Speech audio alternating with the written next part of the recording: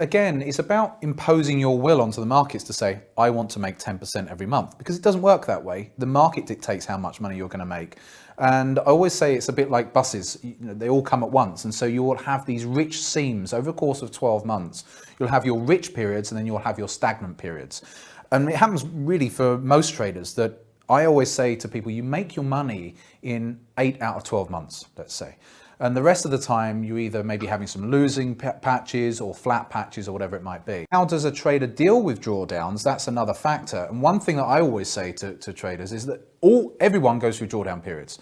You go through phases when the trading style that you have just, for whatever reason, isn't really clicking with the market cycle that's there at the time. So you might be, a drawdown for a day trader could be a few weeks. For a swing trader, it could be a month or two. So how do you actually deal with that? What I always say is once you recognize your account's dropped off a certain amount, is to just start reducing your position size. So you still trade, but you downsize until you see your trades coming back to being profitable again. So you don't want to stop trading out and out, because you don't know when you're going to come back into, your style's going to come back into profitability again. But massively downsize once you get to that drawdown point. So let's say, for example, you've had a 10% drawdown and you must still stay in the game. And so the best thing, don't get me wrong, if you need to clear your head and take a week off, there's nothing wrong with that. But outside of that, you massively downsize your positions. And this is where a lot of traders go wrong, because when they're 10% down, they want to double up to try and make back their losses as quickly as possible. It's completely the wrong thinking, because if they do that and then they still lose again, then all of a sudden a 10% drawdown becomes a 20 or 30% drawdown, and then it's a lot harder to come back. So minimize the position size, move it right down. It helps you get your confidence back in your strategy, and then as you see that starting to make some money, then and your account starts coming up a bit, then you can start increasing your position as your account starts coming back up. And then August, we had the doldrums, as we always so often have in August, and then so you're not day trading too much because the markets can go quite dead in the holiday period. But then we have this sort of hangover, and for those of you that have seen the previous webinars, I talked about this in the October webinar, and we had this hangover for my style of trading at least, which really affected the markets all the way through into sort of middle of October. But as a trader, again, that thick skin, that experience is what helps you go through those patches when the markets just aren't delivering a much. And I always say that actually, out of 12 months, you make your money in 8 to 10 of those 12 months every year. You don't necessarily make your money in all 12 months, because trading is like buses. It comes in patches, and so you get really rich seams, and then you get periods where the markets are a bit dull, or maybe you're on holiday yourself and you're not trading. So anyway, so that we had that period. But again, a younger trader, so to speak, would be susceptible during the periods like that when the markets might be a bit dull, because they'll get frustrated and then start forcing their will onto the market and making mistakes, and then it costing them money. So, but anyway, so no, I just treaded water during that period, and then it picked up as we got into that latter part of October through November and December. Picked up, so starting to get a few more trades here and there, but still not as many as in the beginning, but certainly getting more trades. Sometimes it's very difficult to read. Just take a step back until they come back to you, because they always do. They'll always come back to you, and whatever your style of trading may be, whether you're a trend-based trader, you're a counter trend, whatever it might be, the patterns will come back for you, but just take a step back when they're not quite doing what you want them to. And I don't care how misguided you are, everybody eventually plays pocket aces. And the most important part is, if you remove the P&L box, those pocket aces really turn out to something. Everybody goes through slumps. Okay, everybody goes through slumps. I had a week 2 months ago. Okay, 2 months ago, I went from having one of my top 3 biggest weeks the prior week to just not getting anything going. I mean, I went through Monday through Thursday. I couldn't make a dime. I wasn't really losing any money. I just couldn't make a dime. Like, everything was wrong, right? Everything was wrong. Stocks were snapping back breaking down out of bottom channels on shorts. Stocks were getting rejected on longs. There was reload sellers on my longs. There were reload buyers on my shorts. Just nothing went right. Nothing went right. And I sat there a couple of days, and I just started laughing. Eventually start laughing. You can't take this business You can't take this business to heart. Okay, you can't think that this is every bad thing is pointed at you. Okay, you'll go through these horrific times that you can't get anything going.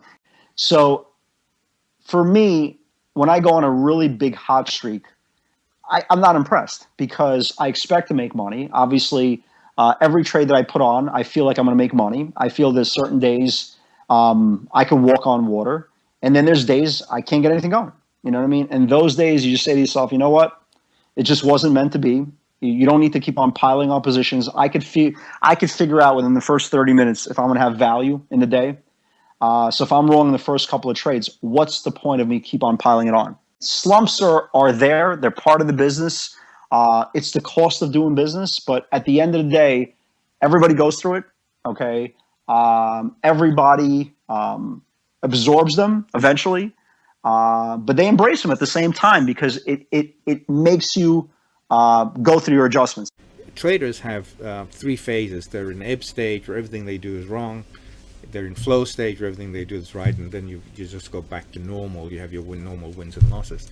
So when you're in ebb stage, like I've been in ebb stage since about the middle of January, hopefully break out now, but we won't know for sure until the end of the month. But when you're in ebb stage, you need to look back through your journals and see, okay, do I start reducing my exposure? What trades are not working for me that used to really work, they're not working now? And what I found, for example, in my case, that I've got to reduce the time frame because there's just no, I trade the currencies mainly at the moment. There's no follow through. You know, you get a big, look, euro dollar. Yeah. We had the movement up when the non-farm payrolls came out. Wow, you looked at that, looked like it's going to the moon, right? Next day, all the way down again. Oh, it's going to crash back up again. Yeah. So that's when it's normal. There are times when I'm in ebb stage where everything you do is wrong. You know, you've got the super duper setup or super duper, pattern of entry, whatever you want to call it, and it just fails. So if you buy, the market goes down. If you sell, the market goes up. Just what I call ebb stage. I handle that by getting into a trade and exiting very quickly. So for example, the moment the trade goes 1 ATR from entry and I'm in ebb stage, I will immediately exit half the position and I'll put my stop on the remaining position at break even. So very different to the rule of 3. When I'm in flow stage, that's the point where everything I do is right. You know, you get those occasional easy markets. Well, easy markets, easy for you. There I will ride. I will actually ride rather than take out partially. I will add to my positions. I do almost a turtle thing where I will let the market stop me out when I'm in flow stage because literally I'm in sync with the market. I cannot do anything wrong. Just got to be careful you don't get too arrogant in those. Exactly. You're in deep. You don't necessarily have to be consistently profitable because all traders go through periods where the market perhaps doesn't quite gel with your way of trading. One of the nice things about this business is that the bottom line really is the bottom line.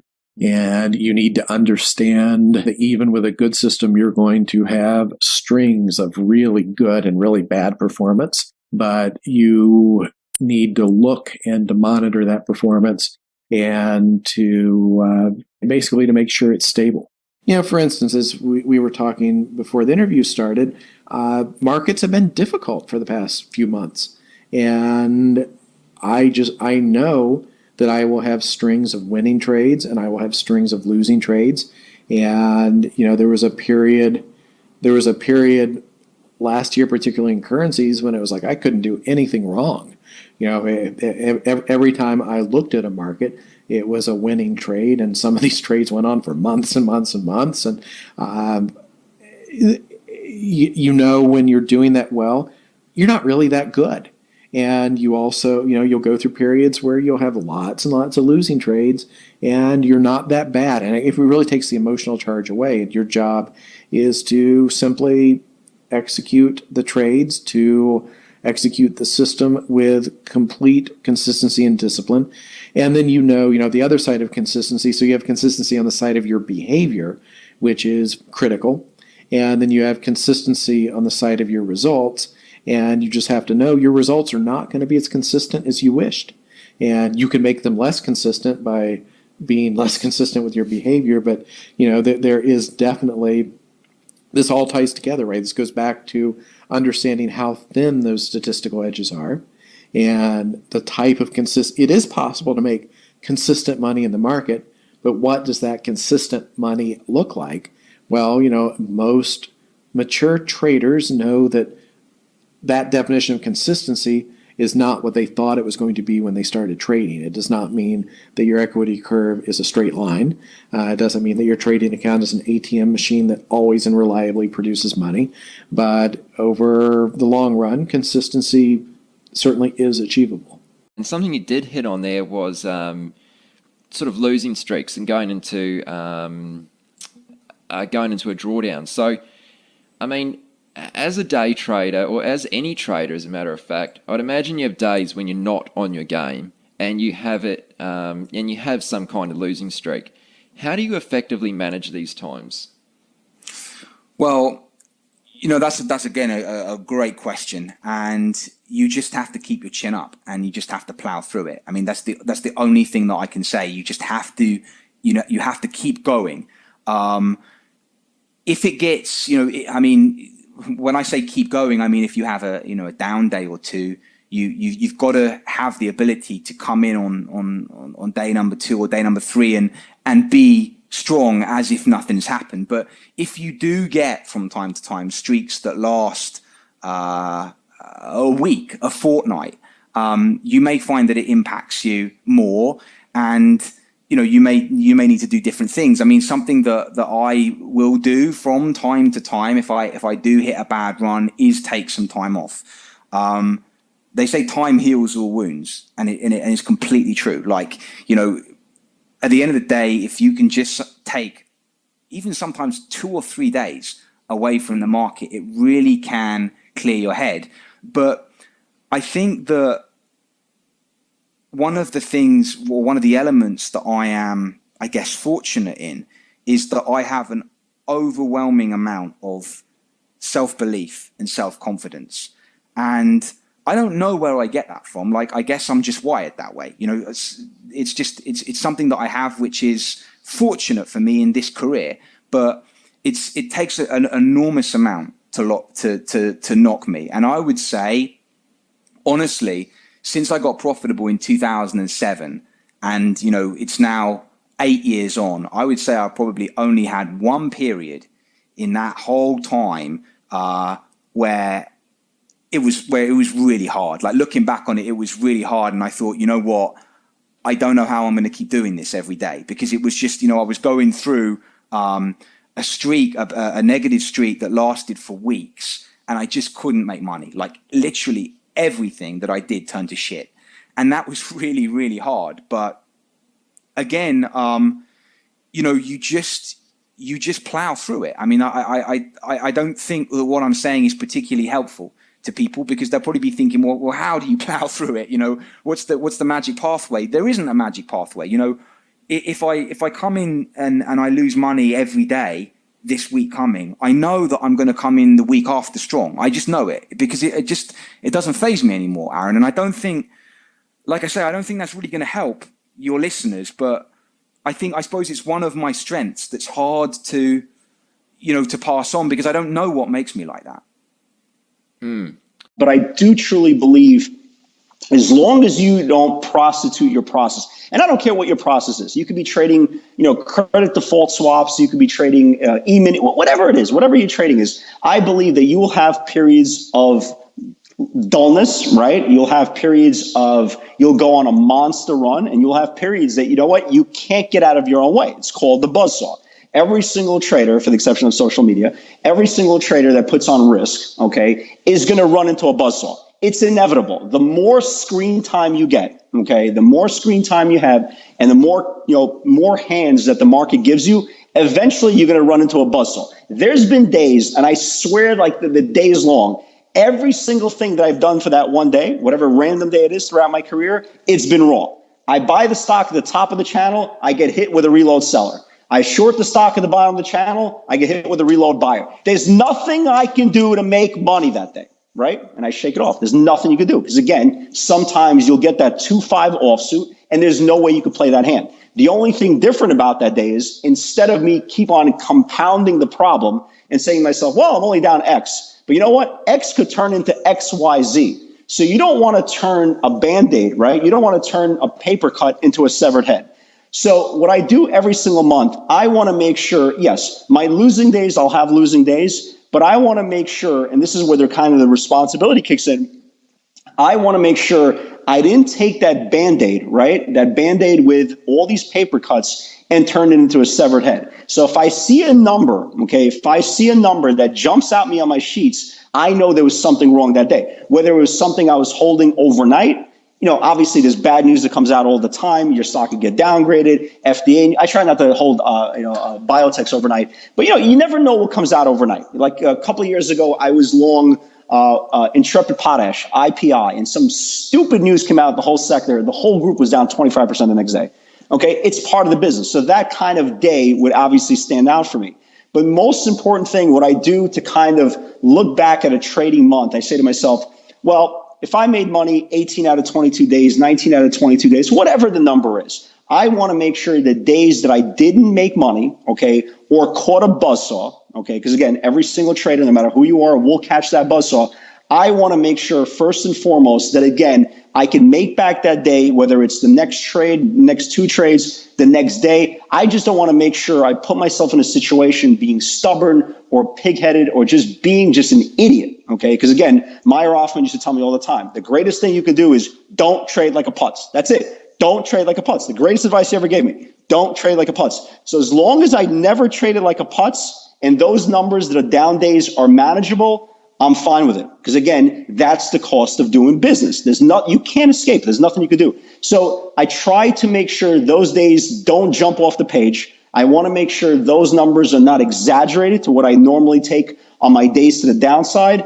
I try to correct it if there possibly is. If there's just one of those days that, you know what, ish happens, right? We say it all the time, ish happens, right? If it's one of those ish happens days, then you know what, I'm fine with it. Rinse, repeat, go into the next month. Short memory. It's just part of the cost of doing business. Next trade, next trade, next trade. When you're developing a strategy or any kind of trading system, whether it be discretionary or anything, nothing is going to work in every regime. It's good. Every system most likely is going to have a period of time where it really makes money, a period of time where it treads water, and probably a drawdown period of time. That's it. I like to know where we are in all those different things, and I can then adjust, how I trade, how often I trade, and that all to the regime, or whether or not I trade at all. You have to know what fits for you. And that's the one thing, like with the guys I work with, always harping on them. It has to fit your personality. You have to understand your system so you can stick with it. You have to know where it's likely to draw down. You have to know what regime it's going to make money in. That's when you can maybe do size, just those are the things. It's so much with psychological, I can't stress that enough,